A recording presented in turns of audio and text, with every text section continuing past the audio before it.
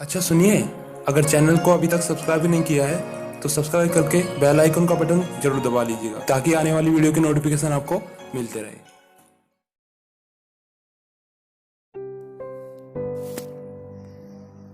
तो hello student, कैसे हो सभी? आई होप कि आप अच्छे ही होंगे। तो आज हम स्टार्ट करने वाले हैं चैप्टर नंबर 2 का पार्ट 1।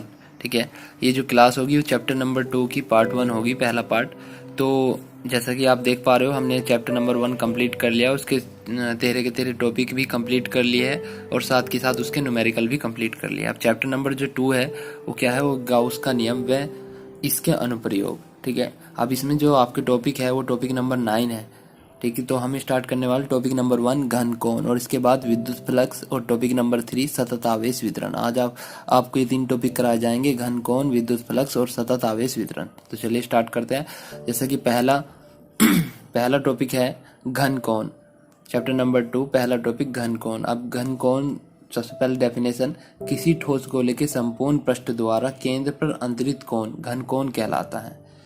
कोई भी ठोस गोला हो, उसके संपूर्ण पृष्ठ द्वारा केंद्र पर अंतरित कोण जो होता है वो घन कोण कहलाता है। हाँ, तो हम बता रहे थे इसे ओमेगा से प्रदर्शित करते हैं।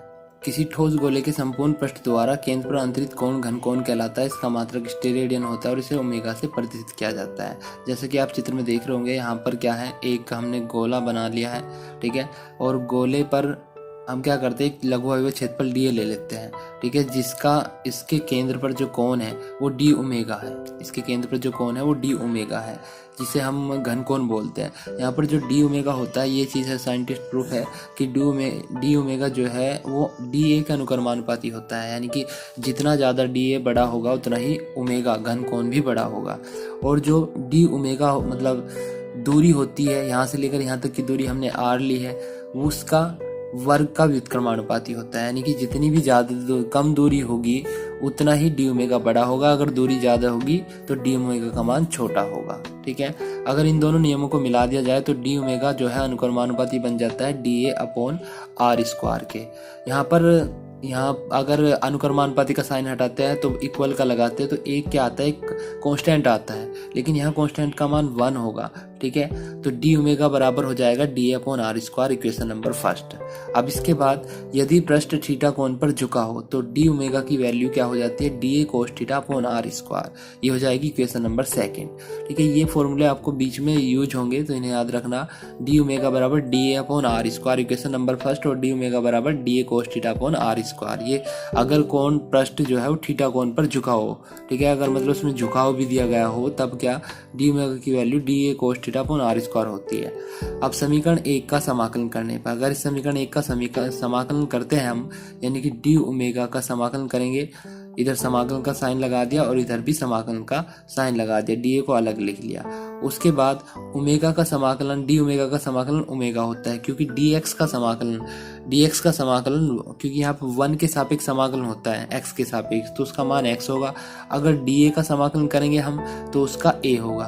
यहाँ पर 1 अपॉन आर स्क्वायर तो कांस्टेंट है, और कांस्टेंट का समाकलन नहीं होता, उसे बाहर लिख लेते हैं 1 अपॉन आर स्क्वायर को, और बचा क्या, डी ए का समाकलन ए हो जाएगा। जिस प्रकार डी ओमेगा का समाकलन ओमेगा हो गया। यहाँ ए क्या है, ए जो है वो गोले का संपूर्ण पृष्ठ का क्षेत्रफल है, और गोले का संपूर्ण पृष्ठ का क्षेत्रफल क्या होता है, 4 पाई आर स्क्वायर होता है। तो ए के स्थान पे 4 पाई आर स्क्वायर रख देंगे और आर स्क्वायर से आर स्क्वायर कट जाएगा। ओमेगा की वैल्यू कितनी आ जाएगी, 4 पाई स्टेरेडियन। अर्थात संपूर्ण गोले द्वारा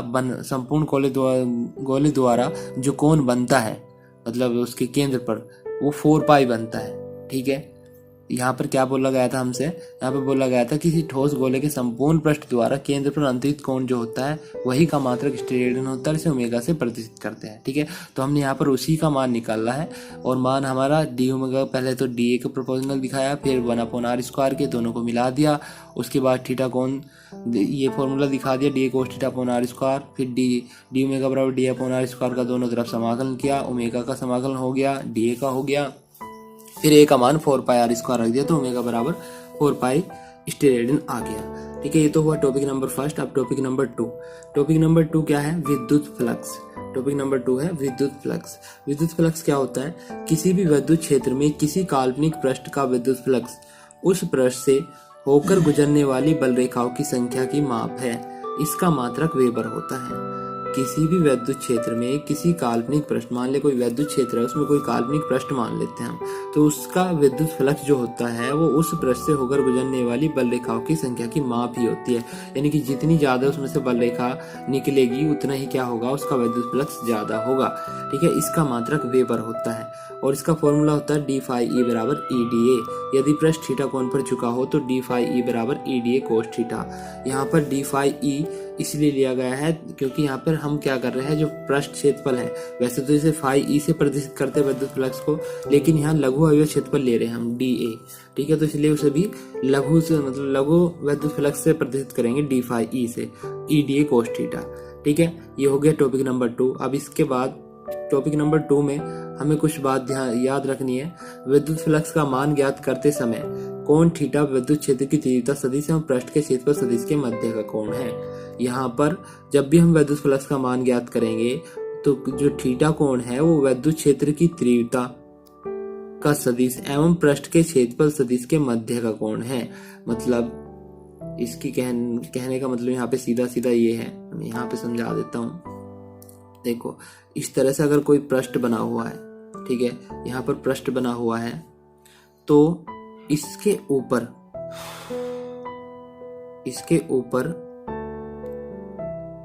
ये जो पृष्ठ है, ये पृष्ठ कागज के तल के लंबवत है, यानी कि इसकी दिशा, पृष्ठ की दिशा जो होगी वो ऊपर की ओर उठती होगी, जो कि कागज से, जैसे कि हम उंगली को ऊपर उठा रहे हैं, यहाँ से हम उंगली को ऊपर उठा रहे हैं। ठीक है, मैं साइड में दर्शा रहा हूँ इसे, बाकी ये जो है राइट का निशान ये ऊपर की ओर है।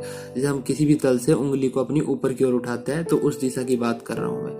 ठीक है, तो इसकी दिशा ये लेनी है और विद्युत क्षेत्र की दिशा, विद्युत क्षेत्र की तीव्रता की दिशा इस तरह से, मतलब ये दिशा। जैसे अगर मैं इन्हीं लाइनों पे एक पेन खड़ा कर दूं ऊपर से, तो इसके बीच और इसके बीच का जो कोण होगा, मतलब इन लाइनों के बीच और उस पेन के बीच का जो कोण होगा उसे क्या बोलते हैं, यहाँ पे थीटा बोला गया है। हाँ, अब बात है, ये तो नंबर 1 था। अब नंबर 2, विद्युत फ्लक्स एक अदिश राशि है। देखो, ये सारी जो पॉइंट जो पढ़ाया जा रहा है आपको नोट में, ये पॉइंट जरूरी नहीं आपको सीरियल वाइज याद रखने हैं। ऐसा कोई क्वेश्चन नहीं बनेगा कि आप विद्युत फ्लक्स के मतलब नोट पॉइंट लिखो या विद्युत फ्लक्स के बारे में केवल डेफिनेशन पूछी जाती है, लेकिन हाँ, ये पॉइंट जो भी इनमें बताया जाएगा वो एक नंबर का क्वेश्चन बन जाता है। तो बस आपको ये सीरियल वाइज याद नहीं करने, एक बार अच्छे तरीके से पढ़ने हैं। नंबर 2, विद्युत फ्लक्स एक अदिश राशि है, परंतु यह धनात्मक और ऋणात्मक संभव है, मतलब इसका धनात्मक मान भी आ सकता है, ऋणात्मक भी आ सकता है। नंबर 3, किसी पृष्ठ से निर्गत विद्युत फ्लक्स को धनात्मक जबकि निवेशी फ्लक्स को ऋणात्मक कहते हैं। किसी पृष्ठ से निर्गत विद्युत फ्लक्स को तो धनात्मक, निर्गत का मतलब होता है निकलने वाला, ठीक है, धनात्मक, जबकि निवेशी फ्लक्स को ऋणात्मक। निवेशी यानी कि जो प्रवेश करता है, मतलब अगर मैं बात करूं यहाँ पर इस तरह से, जैसे हमने चित्र बनाया था, ये एक पृष्ठ है, तो इसमें जो भी रेखाएं जा रही है इस तरह से और उस साइड को इस तरह से निकल रही है। ठीक है, तो ये इधर से अगर हम बात करेंगे निवेशी, तो निवेशी तो हो जाएगा माइनस और निर्गत जो हो जाएगा उस फ्लक्स को क्या बोलेंगे, प्लस बोलेंगे। इसमें इस तरह से बोला गया है, किसी प्रकार से निर्गत विद्युत फ्लक्स जो निकल रहा है वो तो धनात्मक होगा और जो जा रहा है वो ऋणात्मक होगा। ठीक है, नंबर 4, भौतिक रूप से विद्युत फ्लक्स विद्युत बल रेखाओं की संख्या को प्रदर्शित करता है, ये तो हम डेफिनेशन में पढ़ चुके हैं। ठीक है, नंबर 5, निर्गत फ्लक्स के लिए विद्युत बल रेखाएं पृष्ठ से बाहर आती हुई जबकि निवेशी फ्लक्स के लिए पृष्ठ में प्रवेश करती हुई प्रतीत होती है। निर्गत फ्लक्स के लिए विद्युत बल रेखाएं पृष्ठ से बाहर आती हुई, मैंने आपको बताया, जो बाहर निकलती है वो मैं ऊपर ही बता चुका हूँ, उसे निर्गत बोलते हैं, और जो उसमें प्रवेश करती है उसे क्या बोलते हैं, उसे निवेशी फ्लक्स बोलते हैं। नंबर 6, निवेशी फ्लक्स के लिए थीटा अधिक कोण, यानी कि अधिक कोण का मतलब जिस 90 डिग्री से अबव ऊपर मान हो, तथा निर्गत फ्लक्स के लिए थीटा न्यून कोण 90 डिग्री से कम प्राप्त होता है। ठीक है, अगर निवेशी है, प्रवेश कर रही है, तो थीटा का मान 90 से ऊपर रहेगा। अगर निर्गत है, मतलब बाहर निकल रही है, तो थीटा का मान 90 से कम रहेगा। नंबर 7, यदि विद्युत क्षेत्र की तीव्रता किसी क्षण पृष्ठ के समांतर हो, यदि विद्युत क्षेत्र की तीव्रता किसी क्षण पृष्ठ के समांतर हो, तब थीटा बराबर 90 डिग्री। इसमें क्या कहा गया है, तीव्रता जो है वो किसी क्षण पृष्ठ के समांतर हो। पृष्ठ के समांतर का मतलब आप जैसे कि समझ सकते हो, तो थीटा बराबर 90 डिग्री क्यों लिया गया है। यहाँ पे आप सोच रहे होंगे कि समांतर है तो थीटा बराबर 0 होना चाहिए। देखो मैं बता देता हूँ, यहाँ पर क्या था, हमने एक पृष्ठ लिया था इस तरह से, ठीक है, ये पृष्ठ हो गया। अभी हमने बोला था अगर इससे इस तरह से वैद्युत इस तरह से कोई भी बल रेखाएं होकर गुजर रही है तो हम क्या करते हैं, इन बल रेखाओं की दिशा तो ये लेते हैं जिस दिशा में ये जा रही है, मतलब इस तरह की दिशा। लेकिन जो पृष्ठ की दिशा ली जाती है वो कागज के तल में ऊपर की ओर ली जाती है कि इसका कागज का मुंह किधर को खुला हुआ है, ऊपर की ओर। जैसे कि अगर हम यहाँ से ऐसे ऊपर की ओर को उठाए, मतलब हम अपनी उंगली को ऊपर की ओर उठाए, इस बॉक्स से ऊपर की ओर उठाए, तो उस दिशा में और इस दिशा में कितना कोण हो गया, उसमें और उसमें 90 डिग्री का कोण हो गया। तो यहाँ पे हमने पहले ही ऊपर पढ़ चुके हैं कि यहाँ पर जो कोण थीटा होता है वो विद्युत क्षेत्र की तीव्रता और पृष्ठ के क्षेत्रफल के सदिश के मध्य का कोण होता है, ना कि मतलब उसके समांतर होता है। ठीक है, कागज भले समांतर हो लेकिन वहाँ पृष्ठ का मुख देखा जाएगा जो कि ऊपर की ओर है और विद्युत क्षेत्र की तीव्रता आगे की ओर है। तो यहाँ पर थीटा का मान 90 डिग्री लिया जाएगा अगर समांतर है। तो अगर थीटा का मान 90 हो गया तो विद्युत फ्लक्स कितना होगा, विद्युत फ्लक्स का फॉर्मूला होता है फाई बराबर EDA कोस थीटा। अब कोस 90 आ जाएगा उसमें, कोस 90 का मान आप जानते हो साइन 0 के बराबर होता है, यानी कि 0 होता है। तो अगर कोस 90 0 हो गया तो टोटल 0 हो जाएगा, तो फाई का मान 0 मिनिमम, यानी कि अगर समांतर है तो कम होगा। यदि विद्युत क्षेत्र की तीव्रता किसी क्षण पृष्ठ के लंबवत हो, पृष्ठ के लंबवत यानी कि उसे बिल्कुल सीधा खड़ा कर दिया जाए, लंबवत हो, तब इस स्थिति में फाई बराबर 0 होगा।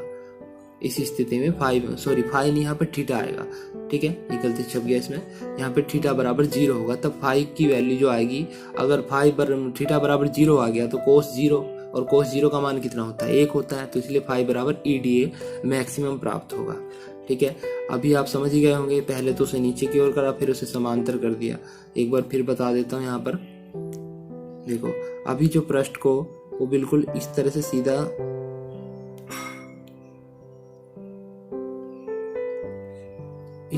कर दिया गया है। इस पर जो प्लेट ऐसे पड़ी हुई थी, मतलब यहाँ पर आगे प्लेट पड़ी हुई थी, इसे इस तरह से सीधा खड़ा कर दिया गया। तो इससे इस तरह से विद्युत बल रेखाएं होकर गुजरेगी, फिर इस तरीके से क्रॉस में सारी आरम पार होकर गुजरेगी इसमें से।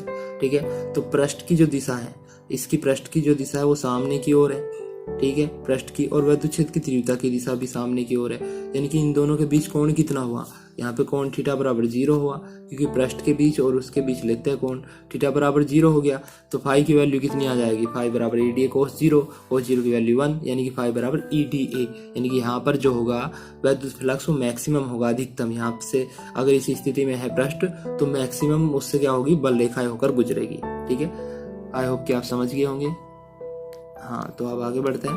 हमने कहाँ तक पढ़ा इसमें, यहाँ तक। अगर थीटा बराबर 0 है तो फाई बराबर EDA मैक्सिमम होगा। नंबर 9 पॉइंट, यदि किसी पृष्ठ से गुजरने वाला विद्युत फ्लक्स शून्य है तब वहाँ विद्युत क्षेत्र की तीव्रता भी शून्य है अथवा शून्य से भिन्न हो सकती है, अर्थात विद्युत क्षेत्र की तीव्रता का मान शून्य होना आवश्यक नहीं है। यदि किसी पृष्ठ से गुजरने वाला विद्युत फ्लक्स शून्य है, मान लिया फाई बराबर होता है EDA कोस थीटा। ठीक है, इसमें क्या बोला जा रहा है कि विद्युत फ्लक्स शून्य है तब वहां विद्युत क्षेत्र की तीव्रता शून्य अथवा शून्य से भिन्न हो सकती है। विद्युत क्षेत्र की तीव्रता E का मान क्या हो सकता है, इसका मान, अगर इसका मान 0 आए, इसमें कोस थीटा भी होता है, इसका मान 0 आ जाए तो E का मान बोला गया है कि इसका तीव्रता जो होगी शून्य अथवा शून्य से भिन्न हो सकती है, अर्थात विद्युत क्षेत्र की तीव्रता का मान शून्य होना आवश्यक नहीं है।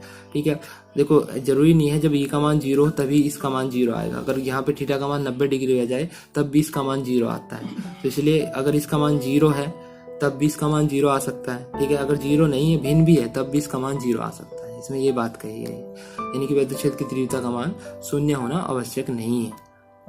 ठीक है, ये तो हुआ आपका मतलब विद्युत फ्लक्स कंप्लीट। अब इसके बाद टॉपिक नंबर 3 है सतत आवेश वितरण।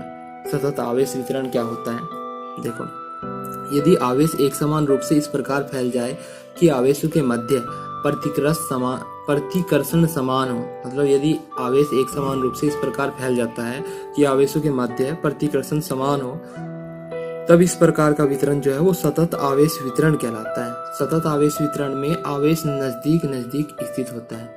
हमें क्या बोला गया है कि एक समान रूप से इस प्रकार फैल जा रहा है, किसी भी मतलब कोई भी क्षेत्र है उस पर आवेश के मध्य कि उनके बीच जो प्रतिकर्षण बल होगा वो समान हो जाए। तो इस प्रकार के वितरण को क्या बोलते हैं, सतत आवेश वितरण कहलाता है। सतत आवेश वितरण में आवेश जो होता है वो नजदीक नजदीक स्थित होते हैं, आवेश नजदीक नजदीक स्थित होते हैं, ठीक है।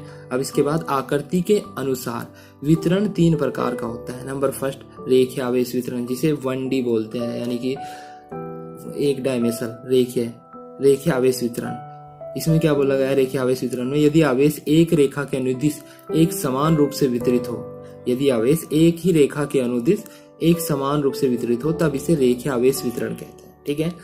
और रेखीय आवेश वितरण के लिए राशि रेखीय आवेश घनत्व को परिभाषित किया जाता है। रेखीय आवेश वितरण से हम क्या करते हैं, रेखीय आवेश घनत्व को भी परिभाषित कर सकते हैं, मतलब उसकी डेफिनेशन भी दे सकते हैं। कैसे कि किसी तार में एकांक लंबाई पर उपस्थित आवेश की मात्रा को रेखीय आवेश घनत्व कहते हैं। कोई भी तार है उसकी एकांक लंबाई पे उपस्थित आवेश की मात्रा ही रेखीय आवेश घनत्व कहलाती है और इसे लैम्डा से प्रतिष्ठित किया जाता है। रेखीय आवेश घनत्व ये लैम्डा, जैसे कि उल्टा वाई बन जाता है इस तरीके से, ठीक है, इसे लैम्डा बोला जाता है। लिख लेना अगर समझ में ना आए तो रेखीय आवेश घनत्व लैम्डा बराबर Q/L होता है, Q/L। ऐसा इसलिए अगर हम क्या करें, इस Q को 1 कर दे, एकांक कर दे, तो लैम्डा किसके बराबर हो जाएगा, आवेश के। और यहाँ पर यही बात कही गई है कि किसी तार की एकांक लंबाई पर एकांक लंबाई L कमान एक उपस्थित आवेश, जो आवेश होता है उसे ही क्या बोलते हैं हम, रेखीय आवेश घनत्व बोलते हैं, ठीक है। तो रेखीय आवेश घनत्व की डेफिनेशन होगी। अब क्या कर रहे हैं हम, हमें रेखीय आवेश वितरण के कारण r दूरी पर विद्युत क्षेत्र की तीव्रता ज्ञात करनी है। यदि हमें रेखीय आवेश घनत्व के कारण r दूरी पर विद्युत क्षेत्र की तीव्रता ज्ञात करनी है तो हम एक तार ले लेते हैं, ठीक है, जिसकी लंबाई L है। इससे r दूरी पर एक बिंदु P ले लेते हैं, ठीक, r दूरी पर, और इस तार का एक छोटा सा अवयव dl ले लेते हैं। तो उस पर विद्युत क्षेत्र की तीव्रता उसके जरिए ज्ञात करेंगे। देखो आगे, तार पर एक अल्पांश dl की कल्पना करें जिस पर उपस्थित आवेश की मात्रा dq है। यह एक बिंदुवत आवेश की भांति व्यवहार प्रदर्शित करेगा, अतः केवल अल्पांश के कारण r दूरी पर स्थित बिंदु P पर विद्युत क्षेत्र क्या हो, dE तो इसलिए लिया जा रहा है कि यहाँ पर हम आवेश जो है वो अल्पांश ले रहे हैं, तो इसलिए विद्युत क्षेत्र भी अल्पांश लेंगे। E का फॉर्मूला होता है 1/4π/0 Q/r²। यहाँ पे D लिया गया है तो इसे भी dq ले लिया गया है अपॉन r²। और लैम्डा बराबर क्या होता है, आवेश बटे लंबाई होता है। लैम्डा रेखीय आवेश घनत्व, यहाँ पे अल्पांश की बात चल रही इसलिए dq/dl ले ली गई है। आवेश dq है और लंबाई यहाँ पे dl है। तो अगर dq की वैल्यू निकालेंगे तो लैम्डा dl आ जाएगी, वो वैल्यू हम यहाँ पे रख देंगे dq के स्थान पे। तो dE का मान कितना आ जाएगा, 1/4π/0 लैम्डा dl/r²। अतः संपूर्ण रेखीय आवेश वितरण के कारण तीव्रता, अगर ये तो हमने निकाला dl के कारण, लेकिन अगर पूरी लंबाई के कारण हमें तीव्रता निकालनी है, विद्युत क्षेत्र की तीव्रता, तो हम क्या करेंगे, इस मान को 0 से लेकर L तक जितनी भी उसकी लंबाई होगी वहां तक इसे समाकलित कर देंगे। 0 से L, इसे थोड़ा इस साइन से हम प्रदर्शित कर देते हैं। 0 मतलब इस L का मतलब होता है 0 to L, या केवल अगर उसकी लंबाई L है तो हम क्या कर सकते हैं, L भी लिख सकते हैं यहाँ पर, ठीक है। इसका मतलब भी वही है। तो बस इसे समाकलित कर देंगे तो यहाँ से क्या निकल आएगा हमारा, यहाँ पे रेखीय आवेश वितरण के कारण विद्युत क्षेत्र की तीव्रता निकल आएगी। नंबर 2, पृष्ठीय आवेश वितरण। पृष्ठीय आवेश वितरण, देखो पृष्ठीय, वो तो रेखीय आवेश वितरण था, अब ये 2D है, 2 डायमेंशनल। पृष्ठीय आवेश वितरण क्लियर सी बात है, वहां तो एक रेखा के अनुदिश होता है, यहाँ एक समतल के अनुदिश होता है वितरण। यहाँ क्या होता है, एक समतल के अनुदिश वितरण होता है, उसे पृष्ठीय आवेश वितरण बोलते हैं। और पृष्ठीय आवेश की घनत्व की परिभाषा भी दे सकते हैं उसी के अकॉर्डिंग, कि एकांक क्षेत्रफल में, अब क्या बन गया इसके अपोन में, यहाँ पे A बन चुका है। A का मतलब क्षेत्रफल, ठीक है, क्षेत्रफल को प्रदर्शित करते हैं ऐसे। तो एकांक क्षेत्रफल पर उपस्थित आवेश की मात्रा पृष्ठीय आवेश घनत्व कहलाती है। इसे हम सिग्मा से प्रदर्शित करते हैं, इस तरह से, सिग्मा इस तरह से बनाया जाता है, ठीक है। तो क्लियर सी बात है, आप समझ गए होंगे पृष्ठीय आवेश घनत्व क्या होता है। एकांक क्षेत्रफल पर उपस्थित आवेश की मात्रा को क्या बोलते हैं हम, पृष्ठीय आवेश घनत्व बोलते हैं। अब अगर हमें इसके कारण पृष्ठीय आवेश, मतलब एक पृष्ठीय आवेश वितरण के कारण r दूरी पर बिंदु P पे विद्युत क्षेत्र की तीव्रता ज्ञात करनी है, तो उसी तरीके से हमने क्या करा, r दूरी पर बिंदु P लिया, ठीक है। तो D बराबर 1/4 और dq, यहाँ पर एक अल्पांश ले लिया dA, सेम टू सेम यहाँ पर क्या करा, एक अल्पांश dA लिया। तो dA के कारण क्या निकाल लेंगे, और तो इस पे आवेश कितना हो जाएगा, dq हो जाएगा, एक छोटा सा आवेश यहाँ पर आ जाएगा 1/4π dq/r²। अब देखो dq की वैल्यू क्या रखेंगे, सेम टू सेम यहाँ से वैल्यू रखेंगे कि अगर मैं यहाँ dq कर लूँ, नीचे dA कर लूँ, तो उसकी वैल्यू आ जाएगी dq बराबर सिग्मा इंटू dA। तो वही वैल्यू रखेंगे यहाँ पर sigma D A upon R square. ये तो हो गया एकांक मतलब एक छोटे से अल्पांश के कारण डी ए के कारण। लेकिन अगर पूरे तल के कारण निकालना हो तो क्षेत्रफल के जरिए से समाकलन कर देंगे 0 से a तक। यहाँ पर a लिख दिया गया तो e बराबर 1/4 एप्सिलॉन 0 a से sigma D A upon R square.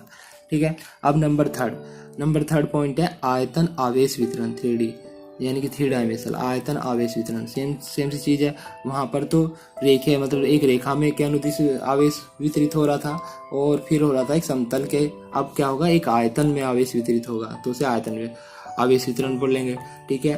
और आयतन आवेश घनत्व की परिभाषा तो एकांक आयतन में उपस्थित आवेश की मात्रा को आयतन आवेश घनत्व रो बोलते हैं। इसे रो से प्रदर्शित करते हैं इस तरह से। ठीक है, रो बोला जाता है इसे। अब सेम टू सेम अगर इसके कारण भी हमें वैद्युत क्षेत्र की तीव्रता निकालनी है तो हम क्या करेंगे, पी बिंदु मतलब आर दूरी पे एक बिंदु पी लेंगे और यहाँ पर एक छोटा सा अल्पांश लेंगे जिसका आयतन डीवी होगा। ठीक है, और जिस पर आवेश डी क्यू होगा। तो यहाँ पर वैद्युत क्षेत्र की तीव्रता हो जाएगी वही D Q upon R square. फिर क्या आ जाएगा इसकी वैल्यू रो डीवी। इसी के अकॉर्डिंग यहाँ पे अगर डी क्यू की वैल्यू निकाल लो तो रो बराबर हो जाएगा D Q upon D V. और डी क्यू का मान कितना आ जाएगा, रो इंटू डी वी।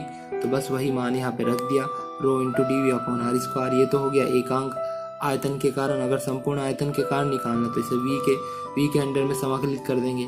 ठीक है, 0 से v तक rho D V upon R square. ये इसकी संपूर्ण आयतन के कारण हो जाएगी वैद्युत क्षेत्र की तीव्रता। ठीक है। अब अगर आपको यही चीज़ मतलब डेफिनेशन के रूप में पढ़नी है तो यहाँ पे मैंने डेफिनेशन भी लिख दी है। सतत आवेश वितरण रेखा आवेश घनत्व की डेफिनेशन लिख दी है। यदि किसी चालक पर आवेश का वितरण एक रेखा के निर्दिष्ट हो तो उस चालक के प्रति एकांक लंबाई पर उपस्थित आवेश की मात्रा को रेखा आवेश घनत्व कहते हैं। इसे लैम्डा से प्रदर्शित करते हैं और इसका सूत्र ये हो गया पृष्ठीय आवेश घनत्व। जब किसी चालक पर आवेश का वितरण एक समतल पर होता है तो इस चालक के प्रति एकांक क्षेत्रफल पर उपस्थित आवेश की मात्रा को पृष्ठीय आवेश घनत्व कहते हैं। इसे सिग्मा से प्रदर्शित करते हैं। इसका सूत्र ये हो जाएगा सिग्मा बराबर क्यू अपॉन ए से कूलम पर मीटर स्क्वायर। आयतन आवेश घनत्व जब किसी चालक पर आवेश का वितरण इसके आयतन पर होता है तो चालक के प्रति एकांक आयतन पर उपस्थित आवेश की मात्रा को आयतन आवेश घनत्व कहते हैं। ठीक है, प्रति एकांक आयतन पर उपस्थित इसे रो से प्रदर्शित करते हैं और इसका फॉर्मूला रो बराबर क्यू अपॉन वी कूलम पर मीटर की क्यू ये हो जाएगा। ठीक है, तो ये 3 टॉपिक आपके क्लियर हो गए। हमने कौन कौन से टॉपिक पढ़ा है, सबसे पहले तो हमने पढ़ा घन कोण क्या होता है। ठीक है, घन कोण तो किसी भी गोले के द्वारा उस केंद्र पर संपूर्ण पृष्ठ द्वारा उसके केंद्र पर अंतित कोण घन कोण होता है। वैद्युत फ्लक्स किसी भी काल्पनिक पृष्ठ से वैद्युत क्षेत्र में स्थित काल्पनिक पृष्ठ से होकर गुजरने वाली वैद्युत बल रेखाओं की संख्या को उसका क्या बोलते हैं, वैद्युत फ्लक्स बोलते हैं। उनकी संख्या कोई और मात्रक वेबर होता है। फॉर्मूला EDA cos थीटा होता है। हमने इसके बारे में पढ़ा, महत्वपूर्ण पॉइंट ये। फिर सतत आवेश वितरण, एक तो रेखीय आवेश वितरण होता है जो एक रेखा में होता है। फिर एक पृष्ठीय आवेश वितरण होता है जो कि उसके पृष्ठ पर यानी कि समतल पर होता है। फिर इसके बाद आयतन आवेश वितरण जो कि आयतन पर होता है। ठीक है, और इन तीनों में इनकी डेफिनेशन पढ़ी कि रेखीय आवेश घनत्व की डेफिनेशन क्या होती है, एकांक लंबाई पर उपस्थित आवेश की मात्रा को रेखीय आवेश घनत्व बोलते हैं। और उसके बाद पृष्ठीय आवेश घनत्व की डेफिनेशन क्या होती है, एकांक क्षेत्रफल पर उपस्थित आवेश की मात्रा को पृष्ठीय आवेश घनत्व बोलते हैं। और आयतन आवेश घनत्व एकांक आयतन पर उपस्थित आवेश की मात्रा को आयतन आवेश घनत्व बोलते हैं। ठीक है, आशा करता हूँ कि आपको ये सब कुछ समझ आ गया होगा। तो आज की क्लास यहीं पे ख़त्म होती है, बाकी मिलते हैं अगली नेक्स्ट वीडियो में। Thank you, good bye.